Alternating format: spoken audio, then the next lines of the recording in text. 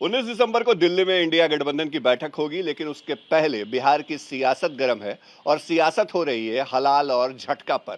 केंद्रीय मंत्री गिरिराज सिंह के बयान के बाद बिहार में विरोधियों ने सवाल उठाने शुरू कर दिए हैं, तो वहीं दिल्ली में नीतीश कुमार और लालू प्रसाद यादव भी बैठक में शामिल होंगे। हमारे साथ जेडीयू के मुख्य प्रवक्ता नीरज कुमार जी हैं। नीरज जी, नीतीश कुमार और लालू यादव इंडिया गठबंधन की बैठक में शामिल होंगे और बीजेपी के नेता सवाल उठा रहे हैं कि बिहार में सनातनियों को झटका खाना चाहिए।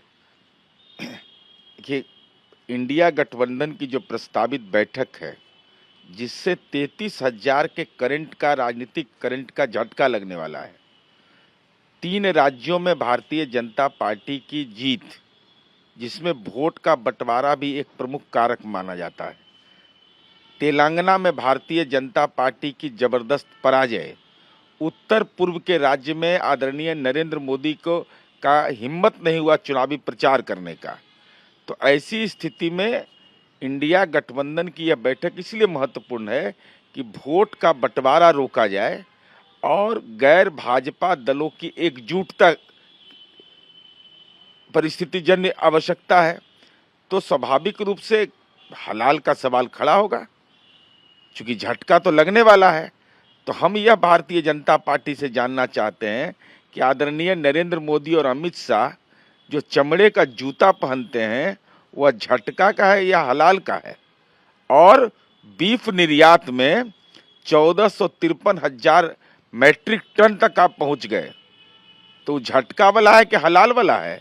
और उसमें भारतीय जनता पार्टी के नेता का कारोबार भी है। तो यह आवश्यक है कि वोटों का बंटवारा न हो और एक सीट पर एक का मुकाबला हो। हमारी मंशा यही है।